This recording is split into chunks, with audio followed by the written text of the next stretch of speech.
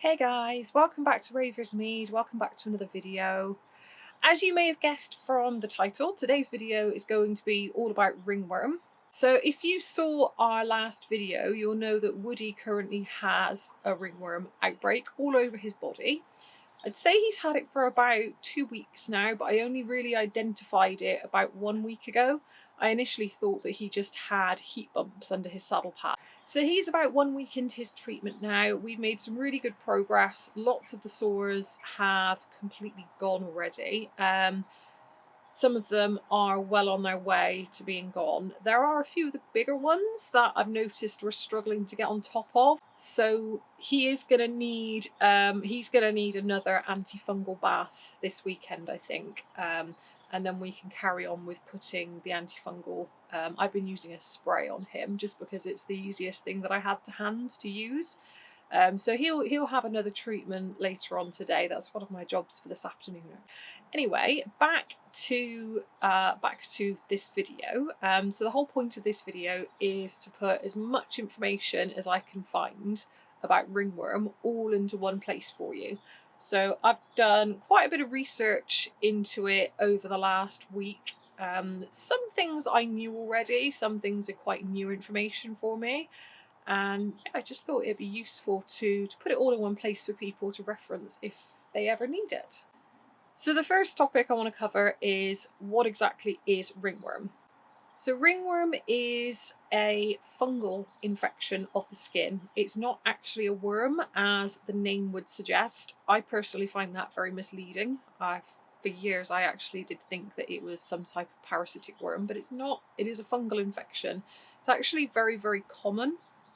So it's in the same family of fungi that cause things like athlete's foot in people. There are 3 common strains of fungus that cause ringworm in horses. I'm actually going to put them up on the screen for you. I'm going to have a go at pronouncing some of them, but I may well slaughter this a little bit. So the first one we've got is Trichophyton equinum. I don't know if I'm saying that right, but we're going to go with that. I think that's close enough. The second one we've got is Trichophyton verrucosa. I think I said that right. Yeah, words is not a strong suit for me, people. The third one, I'm not even going to try and pronounce that. I have absolutely no clue. So if anybody would like to educate me and put in the comment section maybe how you pronounce those words, that would be great, because this is not my strong point. So ringworm is a highly contagious fungal skin infection. It spreads very, very easily through like personal contact or via infected surfaces. The fungal spores themselves can actually live for around 18 to 24 months on objects or surfaces. So that's quite a long time. They can also live in soil, and they can actually be disturbed and distributed in the air as well. So basically this is one of those things that's pretty much everywhere, and it kind of just requires the correct set of conditions in order for the fungus to activate and become an actual problem. So ringworm in horses commonly presents as sort of scaly, bumpy areas. The first you might notice of it might be raised areas of hair, or you might even notice some hair loss, and you'll see sort of almost like sores. They're quite often circular, hence the name ringworm, and they'll quite often be like little circles. They'll sometimes look like bullseyes, and they're very itchy. Very, very itchy. That's another clue that you might have that your horse has this, is that you'll find them scratching lots. It can appear anywhere on the body, but it is very commonly found sort of in the saddle area and where the girth goes, just because these areas tend to get sweaty and warm more often. It just produces more favourable conditions for the fungus to grow in, basically. So now we know what ringworm is, let's talk about treatment and how to manage it. And actually, before we talk about treatments, I just wanted to say that in order to officially diagnose ringworm, you actually have to have laboratory testing done. So what they'll do is they'll take a skin scraping and grow the cultures in a lab to identify what exactly it is that is causing the symptoms in your horse. And they do this because there are a few other skin conditions that can present in a similar way to ringworm. There are a few bacterial skin infections that can cause a similar problem to the skin. And so that really the only way to be 100% sure that it is ringworm is to do the laboratory testing. The trouble with this is that by the time you've got your vet out, done your skin scrapings, sent them off to the lab and had the cultures grown, in all likelihood you could have already dealt with and treated the ringworm infection, given the amount of time that that's going to take. So it's a bit of a catch-22 thing, really. From what I've read and researched, the best plan of action really is to treat it as if it is ringworm. So go along the line of your antifungal treatments. And if you have poor results or no results in a couple of weeks, then that would be the time to sort of involve your vet and then maybe get some advice and look at doing some testing to find out what's going on. But the majority of the time, this is something that can be resolved really quickly and easily without having to have expensive tests done. So onto the treatment itself. Ringworm is a fungal infection and it can be treated with any number of over-the-counter antifungal remedies. There are loads to choose from. If you go into your tack shop, you will probably find various shampoos, creams, lotions, sprays that all have antifungal properties. Any of those really are going to be useful for you for treating this problem. I will just add in here on a side note actually that ringworm, if left untreated, it can sometimes resolve itself. However, it will take multiple months to do so, and during that time it could well spread to other animals. It could spread further across your horse's body. So it is always best to be proactive once you've identified it and get a treatment plan put together. So to treat your horse, the first thing you're going to want to do is to clip them. Now some people seem to like clipping just the affected areas. However, I would personally advise that you clip the entire horse. Just from personal experience, I found that there were a lot more issues on Woody than I initially thought, because his hair was hiding a lot of them. So he had lots of smaller lumps and bumps and sores that were under his hair that hadn't actually lifted the hair yet. So I didn't know they were there. And if I hadn't clipped his whole body out, I wouldn't have known they were there until they progressed and got bigger. So definitely recommend clipping the whole horse just so that you can see the overall picture a bit clearer, just so you know exactly what you're dealing with and where all the problems are. So once you've clipped your horse, the next thing you're going to need to do is give them a really good bath over their whole body with some kind of antifungal shampoo. Now you can get so many different varieties of antifungal shampoo now. You can pick them up in pretty much any tack store. You can get them online. There are so many options. I will go ahead and link a few of them in the description for you in case you need a starting point. But really any antifungal shampoo will do the job here. Now, if you're like me and you like to take a bit more of a natural approach, you could make your own antifungal shampoo. So generally speaking, I use a really natural, plain, liquid-based soap, and I will add things into it depending on what my needs are. So I would put something like neem oil or tea tree oil or coconut oil in with my shampoo, just to give it that antifungal property. Those are a few really, really good natural antifungal options there. Or you could go along the lines of using something like Hibby Scrub, which is one of the medicated washes. They actually use that for wound cleaning and things like that.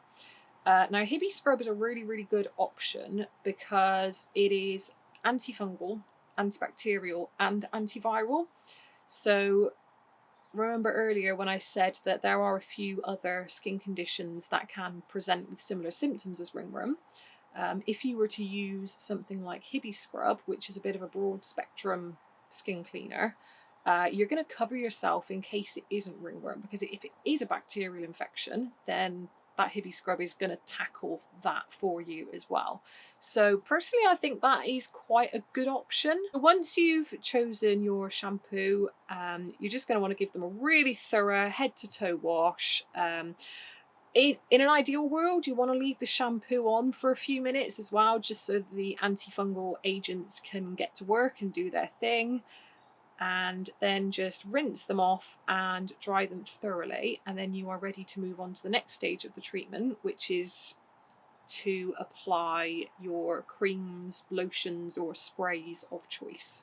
So again, as with the shampoos, there are a lot of antifungal creams, lotions, sprays. There's all sorts of things that you can buy off the shelf in most tack stores or online.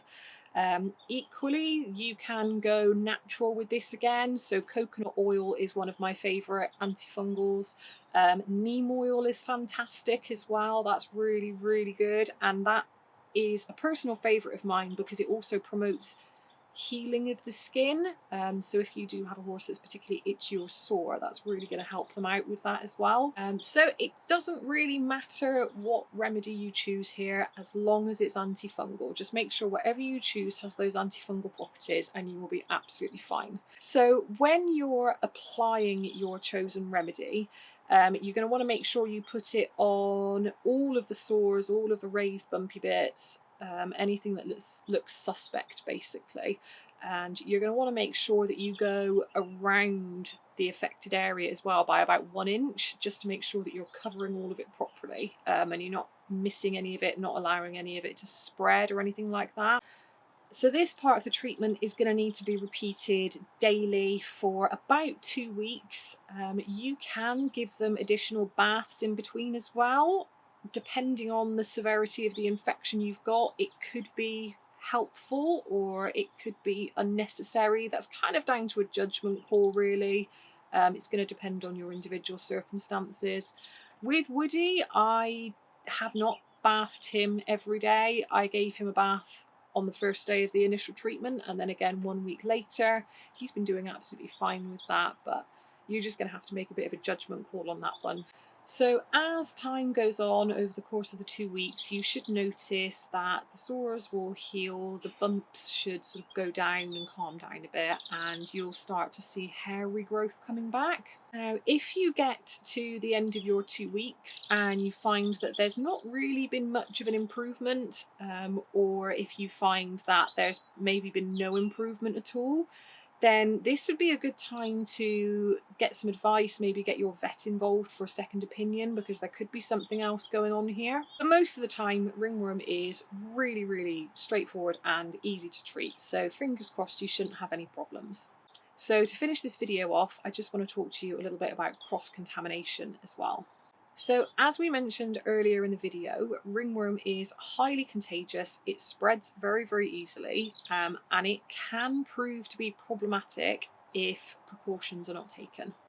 So if you keep your horse on a livery yard, on a communal yard, anywhere where you've got multiple people coming in and out basically all the time, you will need to notify your yard manager or your yard owner if you think your horse has ringworm. And in all likelihood, they will ask you to quarantine your horse for the duration of the treatment. And that's not because ringworm is some horrible, terrible disease that's going to make everyone sick.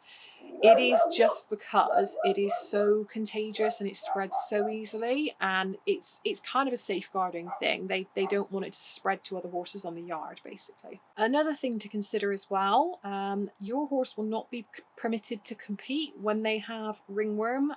So competitions are out. Your horse shouldn't be leaving the yard if it has ringworm anyway, again, just because of how contagious this can be. In an ideal world, you don't want to be doing anything unnecessary with your horse. So riding really should be off the tables, and you shouldn't be taking them anywhere unnecessary or doing anything unnecessary with them. And like I said, if you are on a communal yard, chances are your horse is going to be put on quarantine anyway, so it's going to be confined to its stable in all likelihood. So to avoid the risk of spreading ringworm, you're going to need to pay particular attention to hygiene. So washing hands after handling an infected animal is an absolute must, and you're also going to need to think about decontaminating commonly used objects that your horse comes into contact with. So we're talking about things like brushes, buckets, hay nets, anything that your horse comes into contact with on a daily basis, you're going to want to think about disinfecting in some way, just to make sure that there's no fungal spores on them. Also worth considering as well is common touch areas like walls in your stables or fences. It sounds a bit OTT and it sounds a bit crazy, but the spores will live on those surfaces. And say you've got a horse that has a fence post it really likes to scratch his butt on, and he scratched his butt on that fence post and he left all those lovely ringworm spores on there. And then your friend's horse comes along and decides to scratch on that fence post. Well, all of a sudden, your friend's horse has been exposed to ringworm spores and he's probably going to get it as well. So it sounds a bit crazy to be disinfecting fences and things like that and stable walls, but if you want to get on top of this properly, then that is something you're going to have to think about. And in all honesty, if you are on a communal yard, if you are on a livery yard, these kinds of things may well be enforced on you anyway, so you might not have a choice in the matter. Rugs and saddle pads as well, and tack. So tack, you'll want to give your tack a really good clean. Saddle pads and rugs, they're going to want to be cleaned. As far as I'm aware, you don't really need any specialist detergents to kill the spores.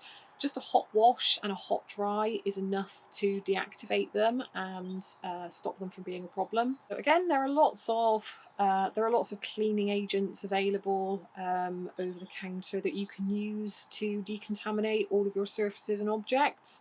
You could even use things like bleach. Bleach, I read, is perfectly suitable for this kind of thing, but there are lots of equine specific or farm specific disinfectants that you can use. Again, I'll find some and put some links in the description for you if you need a starting point, because there is quite a lot out there. Yeah, that is pretty much it. That is just about everything that I know about ringworm at this point in time. So one final thing I will add, because I was curious about this myself. While it's not impossible, it is very unlikely that you will be able to catch ringworm from your horse. So you don't need to avoid them like the plague. You just need to be mindful of personal hygiene and cross-contamination. You just need to be aware of the fact that you're not going from an infected animal to a non-infected animal and spreading things around. So that's it for this video. I hope you enjoyed it. I hope you found it useful. If you have any questions, or if you have any other information, anything useful that you feel I missed out of this video that you'd like to add, feel free to pop it in the comments section down below. I would love to know if there's any more interesting facts about this that I've missed. Equally, if you have any questions, feel free to pop them down there and we'll do our best to answer them for you. Thank you very much for watching today, and yeah, I'll see you all in our next video. Bye guys!